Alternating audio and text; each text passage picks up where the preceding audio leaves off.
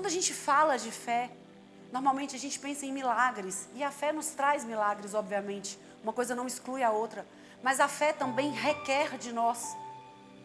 A fé também exige que a gente tenha uma contraprestação a esse sobrenatural que Deus, pela sua graça, nos permitiu tocar, viver e experimentar. Normalmente a gente pensa em fé, a gente pensa sempre no sobrenatural, nos milagres grandiosos, em um Jesus que ressuscita mortos, sim ou não? A fé parece que fica sempre conectada a essas manifestações que nos surpreendem. É lindo ver Deus curando, Deus movendo de maneira sobrenatural, porque são coisas que nos impactuam, fogem do ordinário. Mas a gente tende a linkar a fé, a ligar o exercício da fé somente a essas coisas que nos surpreendem, que muitas vezes nos emocionam. Eu me emociono muito diante dos milagres de Deus. Ser pastora é um privilégio no sentido em que eu recebo muitos testemunhos. Ontem aqui no Sunset, 2 pessoas me procuraram. E a casa é muito escura, né, gente? Muita gente entrando e saindo. E às vezes a gente ora por alguém, conversa com alguém, passam-se alguns anos, às vezes a gente não lembra. E me emociona depois de tantos anos. Ontem uma moça, não sei nem se ela está aqui, me falou: pastora, a senhora orou por mim já fazem alguns anos. Eu tinha um sonho, pastora. Meu cenário era tão improvável. Ela queria ser comissária de bordo. Ela falou: a senhora orou por mim, eu me enchi de fé e Deus mudou os céus e a terra. E eu estou indo para minha formatura agora. Algo tão incrível, porque eu confesso que eu não me lembrava. Essa semana uma moça me mandou um direct falando: pastora, sonhei com você. E aí me trouxe um sonho tão lindo, falando sobre a minha vida. Ela falava: eu sonhava que você estava tão feliz, pastora, dando um testemunho acerca do que Deus tinha feito na sua vida emocional. E eu queria te dar testemunho. Aleluia, meu pastor. Ai, eu amo os meus pastores. E ela falou: eu queria te dar um testemunho. A senhora orou por mim, eu estava num casamento destruído, violentada. E eu me lembro que eu fui na sua sala e a senhora orou por mim. Hoje, pastor, eu preciso te dizer que eu estou curada. Deus restaurou a minha sorte. Eu me casei com um homem de Deus que tem me amado, que tem me protegido. Então, como é lindo, como é emocionante a gente ver que as palavras de fé lançadas. Quando você for a Israel comigo, isso é fé.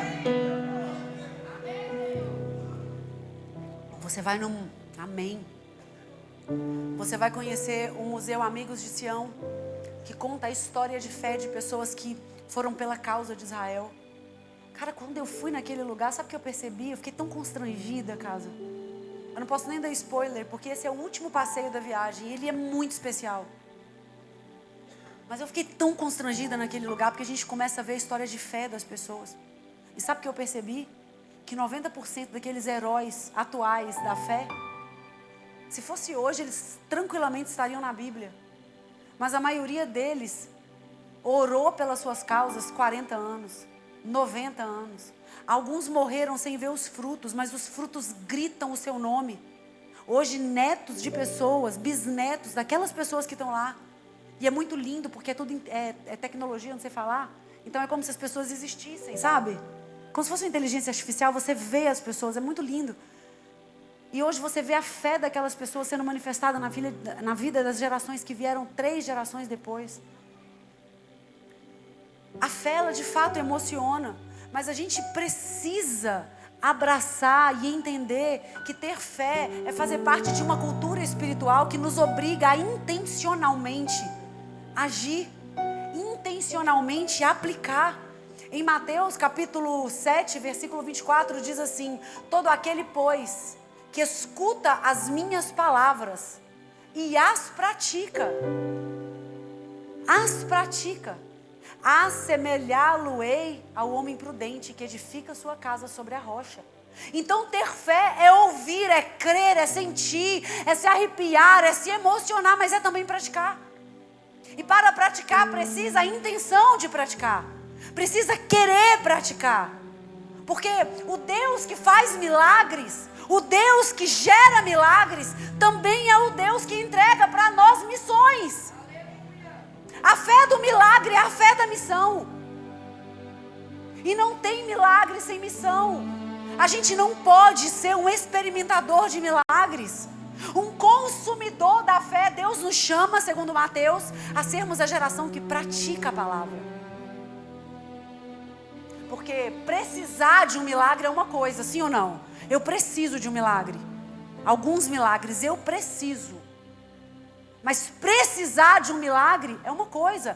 Querer viver uma vida de usufruir milagre é outra. Tem gente que vai de milagre em milagre. Tem o milagre, está com fé, está sem o milagre, desvia da fé. Tem gente que vive de profetada em profetada. Tem gente que não consegue pela fé na palavra. Gente, eu estou cuspindo, o que é isso? Cuspe ungido.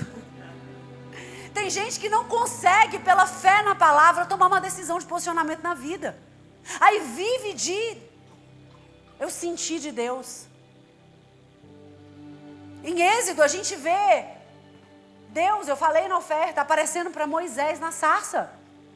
Ele se manifesta de maneira mística para Moisés, mas na sequência, ele dá uma missão para Moisés. Ele está dizendo para Moisés, olha, milagre é bom, mas depois do milagre tem a missão. Depois do milagre tem a responsabilidade. Tem o id, tem o propósito. E ele diz para Moisés, vai, certamente eu vou contigo. Isso é lindo da fé. Porque Deus, muito embora hoje em dia a gente veja isso, e não me cabe aqui julgar ninguém, mas muitas vezes a gente vê as pessoas usando de milagres somente para gerar entretenimento. Mas esse Deus que faz milagres, não está fazendo milagre para nos entreter. Nunca foi assim. Na Bíblia a gente vê isso. Deus no Monte das Boas-aventuranças. E Ele faz milagres, Ele multiplica pães, Ele multiplica peixes. Para aquele povo que tinha fome e sede da palavra. Para quem tinha fome e sede da palavra. Para quem estava ali sem alimento, dependendo de Deus. Aquele povo estava ali sem provisão. A Bíblia diz que Jesus se preocupa com eles. O que eu vou dar para esse povo de comer? Esse povo está me ouvindo há dias. Olha que nível de dependência. Cara, eu não sei o que eu vou comer, mas esse homem está falando e eu preciso me alimentar porque ele está falando. Eles estavam ali pelo pão da vida. E para esse povo que estava ali por Jesus, querendo ouvir Jesus, querendo conhecer Jesus, querendo se alimentar daquilo que saía da boca de Jesus, teve milagre. Mas não era para entretenimento. Porque na sequência diz a Bíblia que aparecem quem? Os fariseus. E os fariseus não queriam alimento, queriam entretenimento. Os fariseus queriam experimentar para ver se Jesus era mesmo aquilo que ele dizia ser. E para os fariseus, Jesus disse, para vocês não vai ter sinal nenhum. Para vocês não tem milagre nenhum. Porque os meus milagres não são para entretenimento. São para destino. A fé não é somente para a gente sentir. A fé é um instrumento que tem que nos dar destino. Isso é louco, porque a fé tem o poder, gente, de ressignificar a nossa história por completo. A fé tem o poder de mudar a nossa capacidade de encarar qualquer desafio. A fé nos torna imparáveis nesse mundo estranho que a gente vive. E aí, por causa disso, por causa dessa fé linda, que faz com que sentenças sejam mudadas, é engraçado porque na terra, tudo que a gente vive às vezes aqui na terra, as pessoas põem uma vírgula, né? A fé vai lá e arranca essas vírgulas. Aonde os homens querem trazer pausa, decretos, fins, a fé vai lá e apaga e ressignifica tudo, muda o destino. E na Bíblia tem uma história de fé linda que traz para a gente 7 alertas e ensinamentos que eu queria conversar com vocês hoje para a gente começar a falar nessa manhã. Uma história maravilhosa que vocês com certeza já ouviram muitas vezes, inclusive aqui na casa, ser pregada. Queria que você abrisse a sua Bíblia em 2 Reis, capítulo 5, versículo 1, que nós vamos ler muita Bíblia hoje de manhã. Senhor, essa é a tua palavra, essa é a tua manhã, esse é o teu domingo, esse é o início da sua semana. Que nessa semana, Senhor, o Senhor nos faça ver com letreiros espirituais brilhantes diante de nós. cada um desses mergulhos de Naamã. Que o nosso coração seja alinhado, Senhor, não somente por aquilo que o Senhor nos entrega, mas também por aquilo que o Senhor quer receber de nós. Alinha os nossos corações, Senhor, que a Tua palavra seja vida, seja caminho, seja estrada, seja direção diante de nós. A Tua Bíblia diz que a Tua palavra é lâmpada para os nossos pés, então nos faz caminhar, sendo iluminados pela Tua palavra, mas também iluminando a estrada, para que outras pessoas vejam uma esperança através de nós.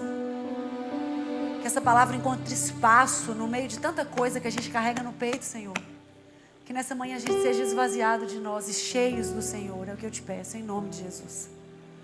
Diz assim a palavra de Deus: o rei da Síria tinha um grande respeito por Naamã. Naamã era comandante do seu exército, pois por meio de Naamã, o Senhor tinha dado grandes vitórias à Síria. Mas, embora Naamã fosse um guerreiro valente, ele sofria de lepra. Naquela época, saqueadores sírios tinham invadido o território de Israel. E entre os cativos estava uma menina, que se tornou serva da esposa de Naamã. Naamã havia conquistado Israel. E no meio dos cativos havia uma menina pertencente ao povo escolhido de Deus. Essa menina foi feita escrava, serva de ninguém mais, ninguém menos do que a esposa do comandante do exército sírio, inimigo do povo de Deus. Sim ou não? Amém ou não amém? Amém. Certo dia, essa menina então disse à sua senhora, esposa de Naamã: como seria bom se o meu senhor fosse ver o profeta em Samaria. Ele, o profeta, o curaria da lepra. Naamã então contou ao rei o que a menina de Israel o havia dito. E então o rei da Síria respondeu. Gente, Deus usa as coisas loucas, né? Isso aqui é muito doido, eu podia ficar só falando sobre isso aqui. A gente que é crente põe tanta dificuldade para as coisas de Deus, a gente é tão religioso, né? A gente fica vendo de fora e não toca. Olha, você vê, o rei da Síria tinha conquistado o povo de Israel, era, entre aspas, né, inimigo. Aí vem a menina com uma solução para o seu general. Em outras palavras, ela dizendo: não me interessa quem vai curar, contanto que cure o meu general. Se é o Deus de Israel, vá até esse Deus. E a gente tem acesso a esse Deus e põe tanta dificuldade, dá tanta desculpa para não se achegar diante dele. Que loucura. Fico doida com a Bíblia. E então o rei da Síria diz para Naamã: vá visitar esse profeta. Inclusive, eu lhe darei uma carta de apresentação ao rei de Israel. Naamã partiu então, levando 350 quilos de prata, apenas 72 quilos de ouro e 10 roupas de festa. A carta para o rei de Israel dizia: com esta carta eu lhe apresento o servo Naamã. Quero que o rei o cure de lepra. Versículo 7, quando Deus de Israel leu a carta, ele então rasga as suas roupas e disse, e aqui eu podia falar sobre isso também, o rei de Israel tinha tanto conhecimento de princípio, né? Ele fica revoltado, ele rasga as suas roupas, o rei, porque ele diz: por acaso eu sou Deus para curar? Enquanto aqui na terra a gente, por qualquer esmola de microfone, quebra todos os princípios, passa por cima de toda a liderança, pratica 300 mil espécies de desonra. Sim ou não? Deus é Deus de princípios. E aí diz assim o rei: por acaso eu sou Deus capaz de tirar a vida? Porque esse homem me pede para curar um leproso. Como vocês podem ver, ele então está procurando um pretexto para me atacar, querendo que eu faça algo que eu não posso fazer.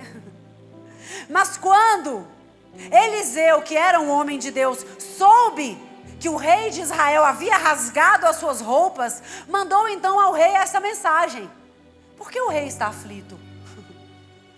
Imagina o rei pensando: meu Deus, ele quer que eu cure e eu não posso curar. Se eu devolver esse homem sem cura, o rei vai ter uma desculpa para me atacar. E aí o profeta, porque profeta carrega solução pela fé, diz assim: por que o meu rei está aflito?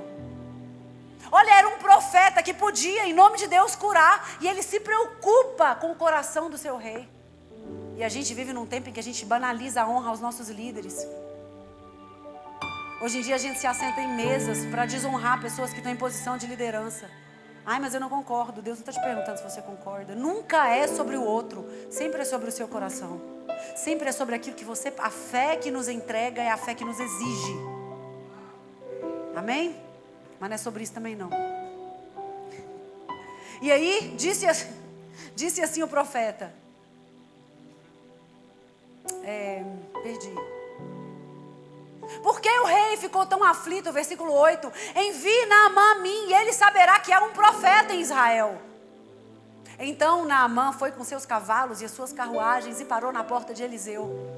E ele mandou um mensageiro, olha, gente, a autoridade de Eliseu. Ele manda um mensageiro dizer para Naamã.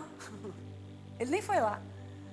Vai e lave-se 7 vezes no Rio Jordão e a sua pele será restaurada e você ficará curado da lepra. Naamã então fica indignado e diz assim: eu imaginei que esse homem iria sair para me receber. Esperava que ele movesse as mãos. Olha só, Naamã, ele já tinha a fórmula. Vou falar sobre isso. Eu esperava que esse homem movesse as mãos sobre a lepra, invocasse o nome do Senhor, o seu Deus, e me curasse. Não por acaso são os rios de Abana e Farfá em Damasco muito melhores que esse rio que ele manda com que eu me molhe em Israel? Será que eu não poderia então me lavar em nenhum desses rios e ser curado? Naamã então deu meia volta e partiu furioso. Versículo 13 diz assim: mas seus oficiais tentaram convencê-lo dizendo: meu senhor, isso aqui também é muito bom, se o profeta tivesse lhe pedido algo muito mais difícil, o senhor não teria feito? Bem-aventurados, no domo você vai me ouvir falar sobre isso. Bem-aventurados os pacificadores. Jesus ministrando lá as boas ordenanças, a aventurança, aqueles que herdarão os reinos. Ele diz: bem-aventurados os pacificadores. Olha os servos desse homem apacentando o coração de Naamã. Naamã vai embora, ele ia perder o milagre. Ele ia quebrar uma aliança. Uma guerra realmente poderia começar. E os seus servos olham para ele e dizem: meu senhor, se ele te pedisse algo muito mais difícil, o senhor não faria? E hoje em dia a gente está, em vez de apacentando, colocando lenha, incentivando contendas, discórdias, emprestando ouvido para maledicência. A fé que entrega milagres é a fé que requer de nós uma missão, casa. Esses homens apacentam o coração do seu profeta. E eles dizem para o general, dizem assim: por certo, o Senhor deve obedecer a instrução desse profeta, pois ele apenas disse para você ir que você vai ser curado. E assim então, apacentado, Naamã desce ao Jordão e mergulha 7 vezes, conforme a instrução do homem. E a sua pele ficou saudável como a de uma criança. Louvado seja o nome do Senhor, ele foi curado. Existe tanto poder nesse texto, existe tanta revelação. Mas olha que incrível o quanto nessa pequena passagem a gente vê um Deus que queria entregar o milagre. Mas esse Deus que queria entregar o milagre para Naamã requereu de Naamã tanta coisa. Por fora a gente vê um general pleno, condecorado, cheio de autoridade, de poder, gabaritado nas suas batalhas, vencedor, representando tantas vezes a nossa vida, a gente. Porque às vezes sim, a gente pode ser referencial em grandes feitos, mas isso não retira de nós também a nossa humanidade, as nossas vulnerabilidades. A gente pode ser sim excelente, digno de grandes realizações e ao mesmo tempo sofrer, e ao mesmo tempo ser frágil, e ao mesmo tempo carregar feridas, que mesmo não estando expostas, nos marcam, nos fazem sentir. Eu olho para Naamã e muitas vezes eu me vejo em Naamã. E eu queria que todos vocês se despissem da religião nessa manhã para serem curados como ele. Porque a religião faz com que a gente queira botar um terno apertado até aqui, ó. Se assentar aqui nesse lugar que as pessoas endeusam, que para mim é tijolo, porque o altar é aqui dentro, meu irmão. Você carrega um altar dentro de você. E a religião faz a gente acreditar que se a gente representar direitinho, dá para negligenciar as feridas. E não dá. A Bíblia diz que esse homem tinha um corpo inteiro. E eu fico imaginando esse homem que tinha um corpo inteiro tomado por lepra, indo para as reuniões, acordando de manhã, passando base, fazendo a barba, apertando a gravata, colocando um filtro, e pensando e fazendo cálculo de quanto tempo ele ainda tem. Quanto tempo eu ainda tenho até que eu consiga esconder as minhas dores? Quanto tempo que eu ainda tenho que eu vou conseguir fazer as melhores reuniões, vender os melhores terrenos, assinar os melhores contratos, antes que as pessoas percebam que eu estou sofrendo, que eu estou machucado, que o meu sorriso na rua às vezes esconde uma depressão e uma tristeza e um grito de socorro. Quanto tempo esse meu homem teve medo, pensando, meu Deus, se alguém descobrir que eu sou frágil, será se eles vão me ouvir? Será se eles vão me acompanhar? Será se o meu exército, os meus funcionários, os meus filhos, a minha esposa, será que se eles descobrirem a minha dor, eles ainda vão me validar? Será se eu preciso representar ainda? Quanto tempo eu tenho? Era um humano, tentando ainda conviver com aquele incômodo, com essa dor. E durante muito tempo esse homem caminhava, tendo como base da sua vida os seus troféus, os seus títulos. E ele pensava, meu Deus do céu, enquanto as minhas vitórias me validarem, eu estou seguro. Enquanto eu tiver o que entregar para as pessoas, elas vão estar comigo. Você imagina essa vida? Que é de Naamã, mas é nossa também. A mulher pensando, enquanto eu estiver bem, enquanto eu estiver bonita, meu marido vai estar. E o marido pensando, enquanto eu tiver dinheiro, a minha mulher não vai me largar, eu vou conseguir, os meus filhos vão me respeitar.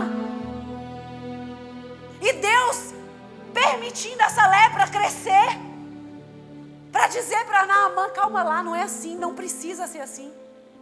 Porque talvez as pessoas precisem de títulos e de vitórias e de performances para te amar, mas Deus não. Deus visita por debaixo da roupa. Deus acessa o coração, Deus acessa. Deus não quer que você sorria. Deus não precisa, na verdade, que você pareça estar forte para Ele, que você pareça estar bem para Ele. Deus visita o nosso coração. E Paulo disse, é quando eu estou fraco que eu estou forte, porque é nessa hora que o meu Deus revela para mim na minha fraqueza. E aí eu fico imaginando esse homem lutando, até o dia que ele percebeu que resultado até segura um tempo, mas não sustenta a gente.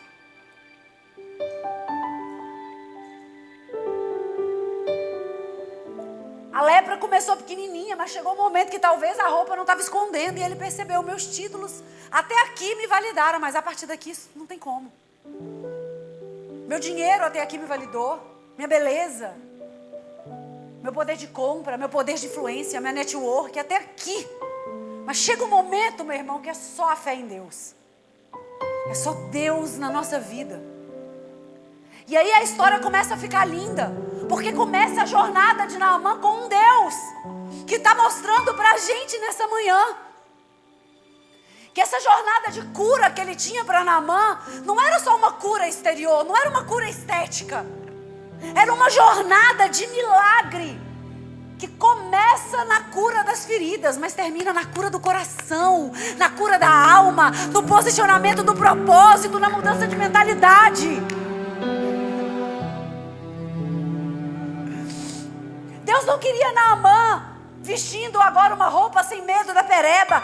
Deus queria Naamã numa jornada de rendição, numa jornada em que as batalhas de Naamã, os títulos de Naamã, seriam um pilar do propósito de Deus aqui na terra.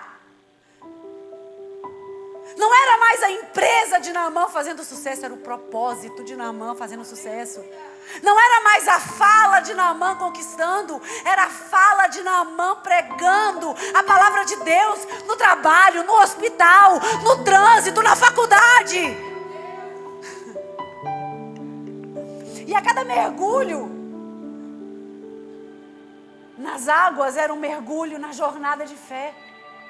Era um mergulho na transformação. Naamã não foi lavado na doença, Naamã foi lavado no caráter, na maneira de pensar. Foi um batismo nas águas. 2025, ontem, hoje de manhã eu acordei para reescrever a palavra. Mudei quase tudo. Eu dizia para Deus, Senhor, eu quero isso. Eu quero mergulhar como Naamã mergulhou.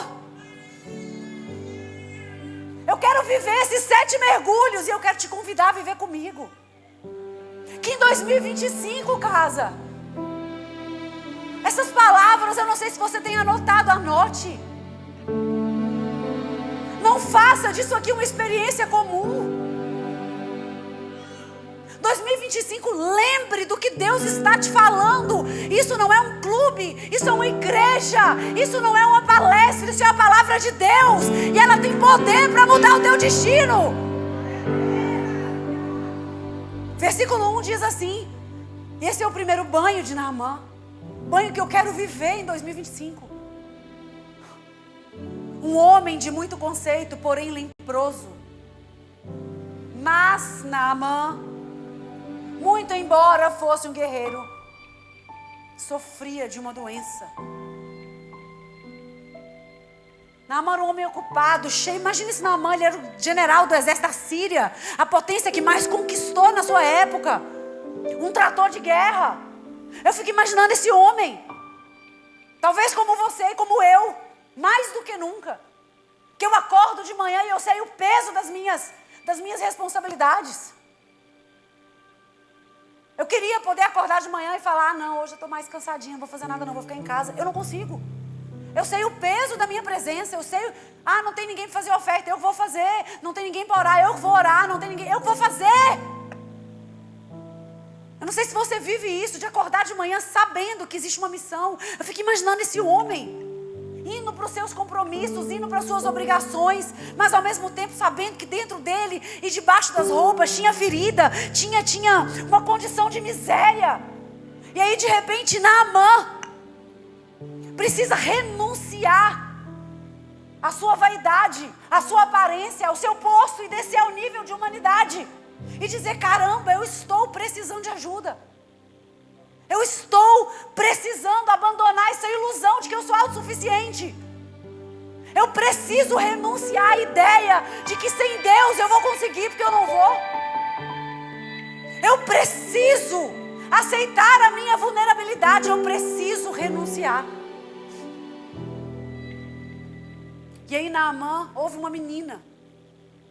E essa menina diz para ele, olha, existe ali um profeta. E de repente, por causa dessa palavra, houve fé em Naamã. Para se mostrar dependente. Um homem que fazia estratégia, um homem que ia para a guerra, um homem que era poderoso, de repente, é um dependente. Um homem que precisa ir atrás de um profeta, de um povo estranho, de um Deus estranho. Admitindo que estava podre. Admitindo que estava sujo, enfermo. Parece simples, mas ele era um general. Os nossos inimigos, eles farejam a nossa fragilidade, sim ou não? Tem gente que está atrás de você esperando sentir o cheiro da sua fraqueza. Por isso que a gente vê aí escrito, né? Não sangre perto de um tanque de tubarões, porque é isso mesmo. Tem gente que está ali esperando. Eu imagino esse homem, parece simples, mas olha a mente desse homem. Pensando, eu sou o general, se eu chego para o rei para dizer que eu estou leproso, imagina o tanto de oportunista. Gente que vai querer o meu lugar, gente que vai querer o meu cargo, gente que vai chegar para o rei e dizer, olha, esse cara aí, ele não é tão bom não. Você viu que ele foi fechar um contrato, ele titubeou, deixa eu ir no lugar dele que eu vou assinar. Mas Gil, eu não entendi. Eu te explico, Marcos capítulo 8, versículo 34, diz assim. Mas então Jesus, chamando para si a multidão com seus discípulos, disse-lhes, se alguém quiser vir depois de mim, negue-se a si mesmo. Muita gente quer milagre. Muita gente quer o extraordinário. Mas muito pouca gente está disposto a renunciar. A negar a si mesmo para viver aquilo que Jesus tem para ele. Naamã teve que renunciar do seu orgulho, do seu nome, da sua postura, da sua estatura. O jovem rico não quis. Para o jovem rico, o muito que ele tinha entregado para Jesus era o suficiente. Ah, mas eu já fiz tanto. Mas Jesus não quer o nosso muito, Jesus quer o nosso tudo.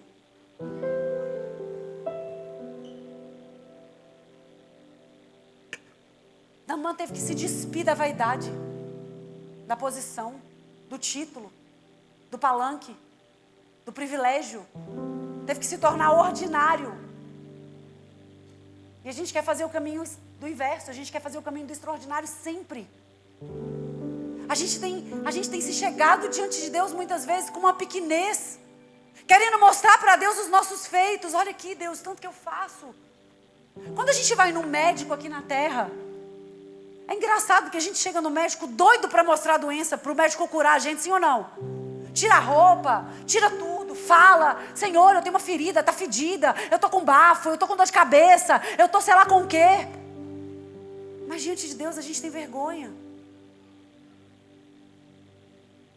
Diante de Deus às vezes a gente quer mostrar performance.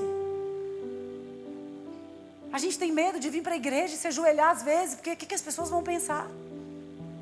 Se me verem chorando: ai, mas eu sou líder. E daí? Você é filho.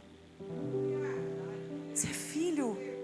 O salmista disse: Ele é aquele que sara os quebrantados de coração e lhes ata as feridas. Deus está dizendo para você nessa manhã: eu quero te curar. Eu quero te acessar.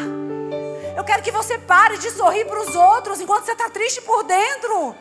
Renuncie ao seu medo, renuncie à sua vergonha, renuncie à sua imagem. Não quero uma representação de filho, eu quero um filho. O segundo banho é o puro suco da fé. Porque essa menina chega para a senhora e diz: como seria bom se o meu profeta fosse ver, se o meu Senhor fosse ver o profeta. Uma menina escrava. Olha a coragem, olha a fé dessa menina.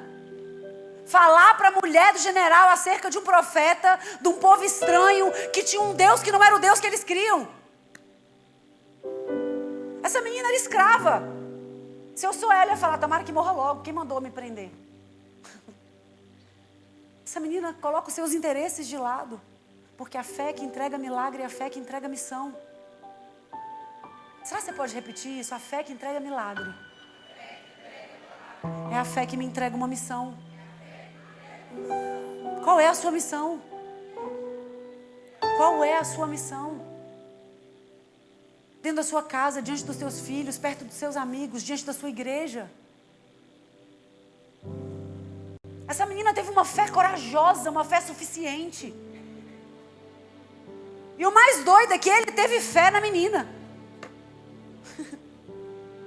que cria num Deus diferente dele. Agora eu fiquei pensando nisso. Esse homem rico, influente, general, estrategista, falava face a face com o rei. Olha que loucura. Parou para ouvir a fala de uma menina serva, de um povo estranho. Agora eu te pergunto por quê? Porque na vida dessa menina se cumpre 1 Coríntios. Deus usa as coisas loucas da terra para confundir as coisas sábias. E eu fiquei pensando: meu Deus do céu, qual que é o mistério? Uma refém, uma escrava, uma menininha sem voz. Essa menina não tinha poder nenhum, mas ela tinha um negocinho chamado convicção.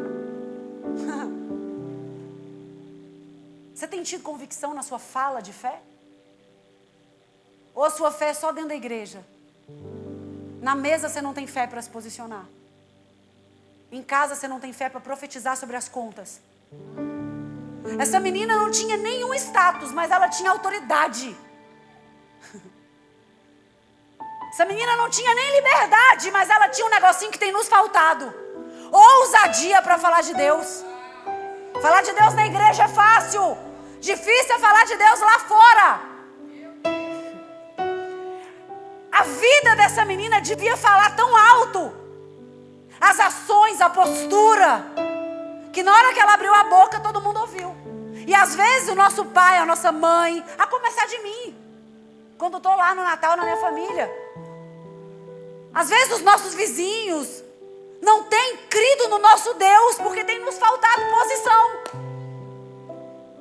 Às vezes a nossa vida está falando mais alto que a nossa voz. E é preciso ter fé para se posicionar. E aí esse homem vai, porque a fé vem pelo ouvir. Ele ouviu aquela menina e ele foi. Ele ouviu aquela menina sem parar para julgar. Porque fé é isso. É ser capaz de ouvir uma serva e mover-se diante do rei. E sair da presença do rei carregado de ouro, prata, roupa, para chegar numa terra distante para falar com outro rei, sem nem saber o que é que Deus tinha.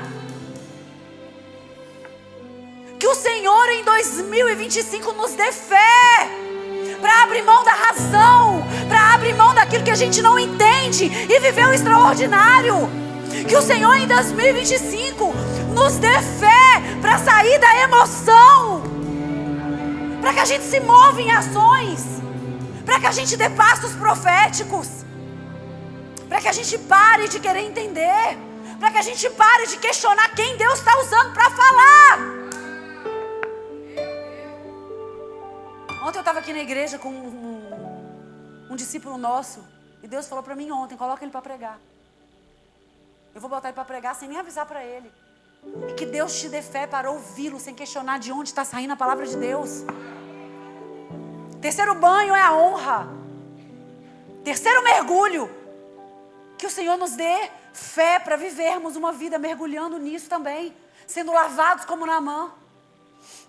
Diz a palavra de Deus que Ele leva consigo essa quantidade de riqueza que nós já falamos. Ele vai numa jornada, mas ele vai em busca de praticar honra. Ele não chegou diante do outro rei de mãos vazias. Ele não foi só consumir, ele foi tendo que entregar também. Ele não foi só receber. A fé que nos entrega milagres é a fé que nos entrega missões. A gente vai no médico e paga o médico. A gente vai no advogado, paga o advogado. A gente vai no coach, paga o coach. Isso é honra. A Bíblia diz que a gente tem que estar em Coríntios. 2 Coríntios capítulo 9, versículo 7. Que a fé requer de nós entregas voluntárias. Que não nos cansemos de fazer ofertas voluntárias em gratidão a Deus pelas bênçãos do Senhor. Nós precisamos mergulhar na cultura da honra, casa. Nós precisamos nos comprometer diante de Deus com aquilo que é de Deus. A gente tem que parar de negociar a honra. Aquele homem estava adoecido. E a cura dele passa por um posicionamento de honra. Esse homem foi disposto a honrar aquele que faria por ele aquilo que na terra ninguém podia fazer. Chega dessa mentalidade de consumo na igreja do Senhor. A cultura do reino é uma cultura de honra. Para de querer vir para a igreja em busca de lágrima e emoção, sem ter nada para entregar para Deus. E eu não estou falando só de dinheiro. Eu estou falando de posicionamento. Falei ali com meus pastores no café da manhã: gente, eu não ligo de ser cancelada. Ixi, eu estou calejada já. Porque a gente é cancelado desde que a casa nasceu. Basta você fazer o que você foi chamado para fazer, que eles vão te cancelar. E sempre quem cancela é gente à toa. É gente sem propósito. Gente comprometida não tem tempo. Vê se eu tenho tempo para fazer textão no Instagram dos outros. Hoje de manhã eu bloqueei uns 15. Não porque estavam me cancelando, mas é porque é gente sem honra. É gente que semana passada estava aqui nesse altar me pedindo oração e agora está lá falando besteira.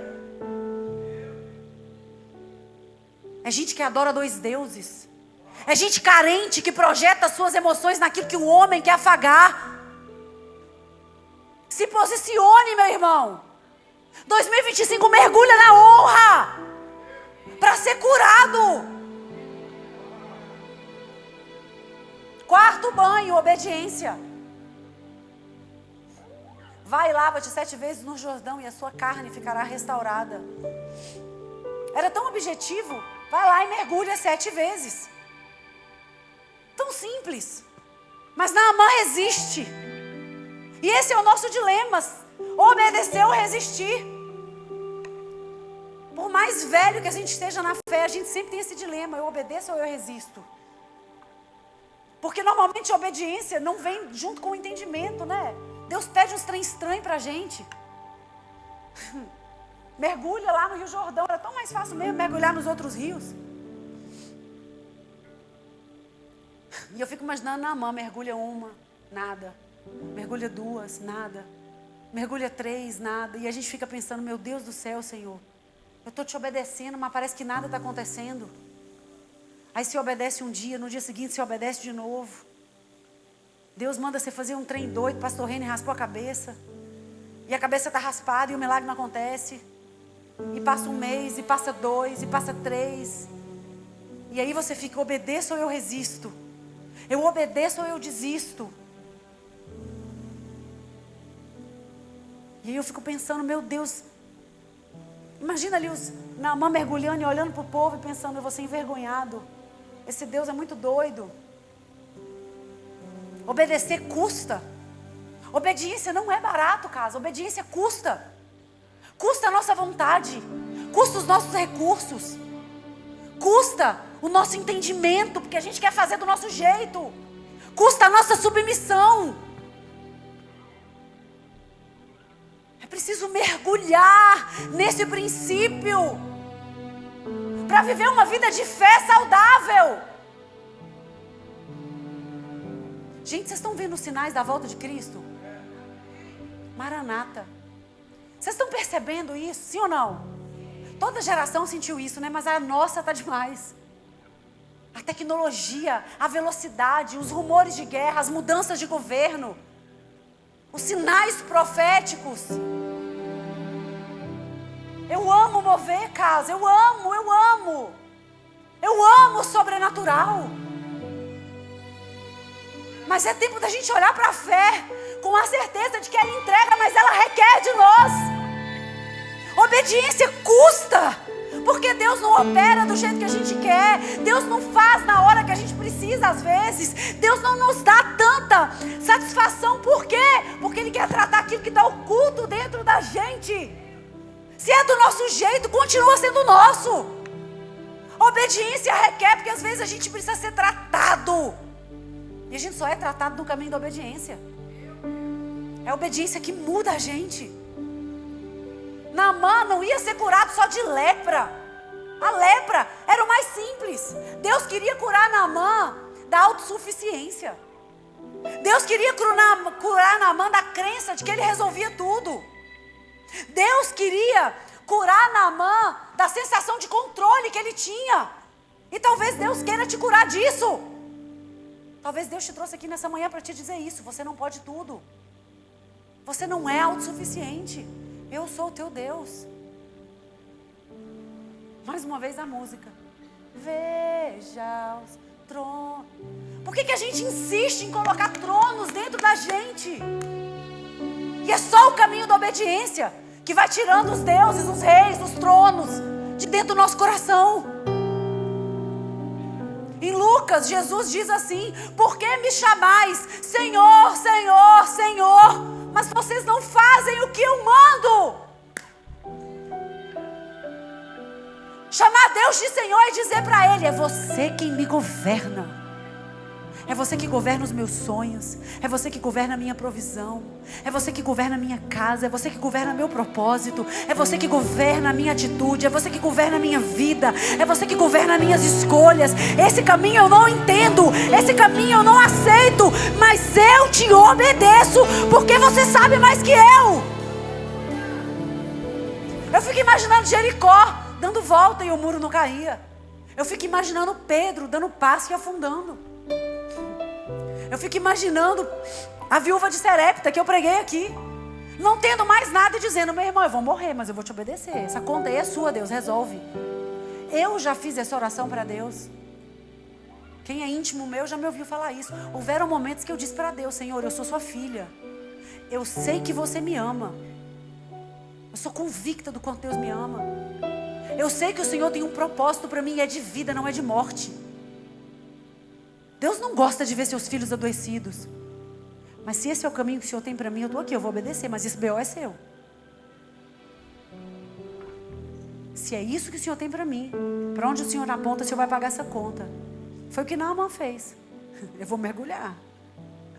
E a minha pergunta é essa: você está disposto a tomar esse banho? De fazer o que Deus te mandou a fazer? Quinto banho, a gente vai acabar: a humildade. A gente precisa ser lavado do orgulho. A Bíblia vai dizer que Naamã fica indignado porque ele imaginava uma fórmula diferente. Ele imaginava que o milagre ia vir de um jeito diferente. Ele imaginava que ele tinha uma estratégia. Naamã estava acostumado a ser honrado. E de repente Deus diz: não, Senhor, vou te lavar do seu orgulho. Vou te lavar da lepra, mas antes vou trabalhar seu caráter. Vou te curar, vou te entregar. Mas antes disso, você, Naamã, general, poderoso, respeitado, influente, rico, próspero, acostumado com a reverência, acostumado com as portas abertas, você vai entender que antes de curar da lepra, eu vou te curar no teu caráter. Ele ficou indignado porque o homem não saiu nem para receber ele. Talvez as humilhações que você está vivendo, as portas fechadas. Quando Deus quer mudar a sua geografia, meu irmão. Quando Deus quis me trazer para Goiânia, eu enfrentei situações que eu dizia: não é possível, só pode ser Deus. Gente que era amiga, de repente vira estranha. Gente que te tratava bem, de repente nem te atende. Gente que você ajudou, prospera e agora nem olha mais na sua cara. Você já viveu isso? De fazer tudo por alguém, de repente a pessoa está soberba, nem te olha, nem te cumprimenta. Gente que comia na sua mesa, de repente esqueceu. Aí você fala: ingrato. Às vezes não é. A Bíblia diz que Deus fecha o coração de Faraó para tratar com o povo. Talvez Deus está fechando o coração de um monte de gente para te lavar nas águas da humildade. Para te lavar nas águas, para você entender que as coisas não são sempre do jeito que você quer. Para você ser humilde diante da presença do seu Senhor. A maior enfermidade de Naamã nem era lepra, era orgulho. A missão às vezes faz com que a gente fique tão orgulhoso. A gente começa a usurpar da glória que é de Deus. Você canta bem, você começa a achar que seu sucesso é de Deus. É seu e não é de Deus. O YouTube começa a bater views. Você esquece o altar que te deu os views. Você começa a assinar contrato. E você começa a esquecer que quem te colocou naquele lugar foi o Senhor. E às vezes as portas começam a se fechar. Porque Deus é ruim? Não, porque Deus te ama e Ele não vai te perder para o mundo. Sexto banho, penúltimo, compromisso. 2025 não termina sem que você seja banhado pelo compromisso. A transformação que vai muito além da bênção. A Bíblia vai dizer isso, é lindo demais, porque aqui Naamã já havia sido curado da lepra. Naamã já havia sido curado do orgulho. Naamã já havia sido curado das enfermidades de dentro, da autossuficiência. E a Bíblia diz que depois da cura interna, da cura externa, Deus começa a alinhar o destino desse homem. Olha como as coisas de Deus são completas. A Bíblia diz no versículo 15, 16 e 17 que Naamã diz assim: olha, eu reconheço que não. Olha que loucura. O homem chega lá leproso e sai de lá convertido. Às vezes a gente acha que as nossas quedas, pecados, que Deus tem crise com isso. Quem tem prazer em expor a doença alheia é o diabo. A Bíblia diz que os reis têm prazer em expor, mas Deus tem prazer em encobrir. Porque Deus não tem ego ferido. Deus não precisa mostrar que é santo porque Ele é. Deus às vezes vai usar da sua pior queda para te converter o coração, para te mostrar que Ele é Deus que cura. Ele é Abba, Pai. Talvez você conviveu com um Deus Senhor, mas a Bíblia diz que o véu foi rasgado por Cristo, para que você não entre mais na presença dEle se sentindo inferior, humilhado, açoitado, como servo. Agora você é filho e você entra diante dEle com coragem, de cabeça erguida, na certeza de que você é amado. Aqui o véu de Naamã havia sido rasgado, e ele diz: eu reconheço que em toda a terra não há outro Deus a não ser Israel. Em outra terra não há outro Deus a não ser o nosso Deus Jesus Cristo. Yeshua HaMashiach, não há outro. E aí ele diz: eu te peço que me dê uma carga dessa terra e 2 mulos. Ele queria voltar levando para a sua terra, levando para o seu povo um pedaço da terra daquele Deus, para que nunca mais houvesse outro altar na vida dele. Deus estabelece um mergulho de compromisso com esse homem. Depois de ser restaurado, ele podia fazer igual a gente faz. Obrigado, Deus, valeu, próximo milagre.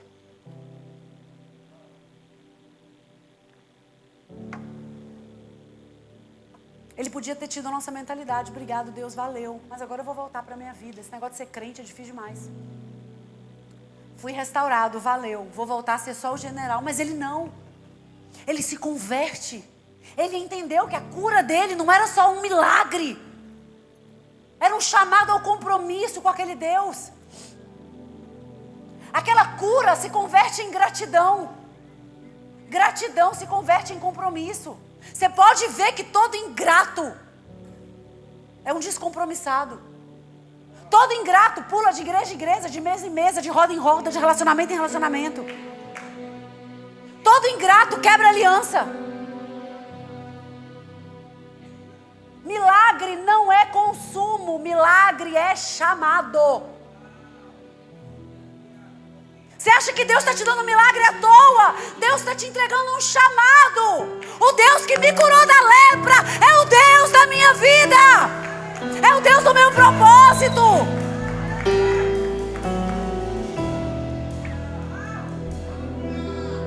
A gente quer oração respondida, mas a gente não quer compromisso com propósito.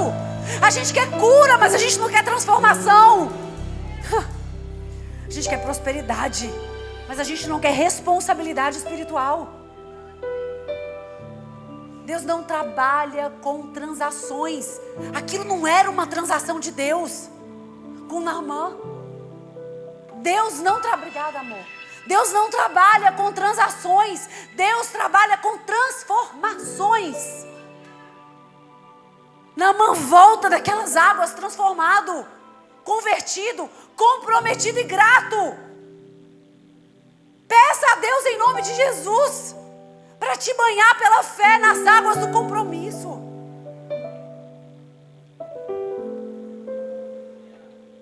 Com uma missão. A gente está tão acostumado com as coisas rápidas hoje em dia. Fast food, WhatsApp, texto, mensagem instantânea, tudo tão rápido. Acelerado, negócio de áudio acelerado. Que a gente começa a tratar as coisas do céu do mesmo jeito. Fast food celestial, fast food espiritual. Fast food relacionamental. Tudo vai ficando descartável, descartável, descartável, descartável. Tudo descartável. Naamã queria ser curado, Deus queria salvar. Naamã queria sair da lepra, queria um alívio, Deus queria dar um propósito, é mais longo, demora mais, mas se sustenta. A gente tem que parar de viver uma vida de sentimento e desejar uma vida de compromisso com as coisas de Deus. Porque sentimento tem prazo de validade, o compromisso é eterno, casa. Deus tem para você eternidade. Ai, 7º banho e o último, esse é lindo demais. Eu queria ceiar hoje. Juro que eu queria ceiar. Eu estava hoje de manhã fazendo esse último ponto e a gente vai encerrar. Eu queria ceiar. A Bíblia diz que ele termina e olha para o profeta e diz: perdoe o teu servo. Olha que coisa linda. Perdoe o teu servo. E aí diz a palavra de Deus que o profeta Eliseu olha para ele e diz: vai em paz. Naamã, ele chega como um general e ele volta para casa como um filho amado. 7º banho é o banho da graça, é o banho do perdão. Olha que coisa linda. A história de Abraão, a história de Naamã termina com esse homem, general, matador, guerreiro, indo embora para casa, transbordando da graça de Deus. Ele se arrepende. Ele diz: me perdoe. Me perdoe pela desonra, né? Eu fiquei furioso, enfurecido. Eu cheguei aqui de um jeito, eu estou indo embora de outro. Eu cheguei querendo uma cura, eu fui curado em tantas áreas. Me perdoe. O profeta olha para ele e diz: vai em paz. Você já reconheceu? Você já percebeu a falha? Você já se arrependeu? Você chegou aqui hoje tribulado? Você passou a noite em claro, pensando no que você fez errado, aonde você falhou. E eu estou aqui como profeta de Deus para te dizer, vai em paz. Saia dessa igreja hoje em paz. As bênçãos de Deus, elas não foram feitas para gerar dor, para gerar culpa, para gerar acusação. Deus não dá com uma mão e fica com a outra esperando em troca. Quem faz isso é o diabo. Porque às vezes a gente se relaciona com Deus assim.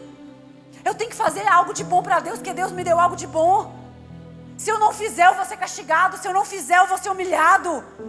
Deus não vai te tratar como você merece. Deus te trata como Ele é. Deus não te trata, Deus não te ama conforme o seu amor por Deus. Deus te ama conforme o amor dEle por você. Eu não quero liderar por medo. A casa não nasceu para liderar as pessoas por medo, mas por entendimento do amor de Deus. Eu não vim para escravizar um povo debaixo de trocas. Se você não beber, você merece. Se você não fizer, você merece. Se você não sorrir, você merece. Se você não... Eu vim aqui para te dizer, perceba a falha. Reconheça. Confesse para Deus e vá em paz. Deus é um Deus de novas chances, de novos começos, de novas oportunidades. Aquele homem meritocrata teve um encontro com o Deus de Israel.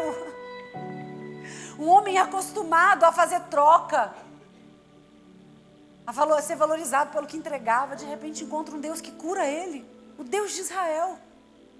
Efésios 2 diz assim: pela graça são salvos, por meio da fé. Isso não vem de vocês, mas vem de Deus. Fé é crer num Deus que te amou sem razões para te amar, que te perdoa e diz para você, vá em paz. Chega de caminhar com esse coração pesado, atribulado, acusado, esmagado, sobrecarregado, desassistido. Chega de viver com medo. Deus não tem dificuldade em te perdoar.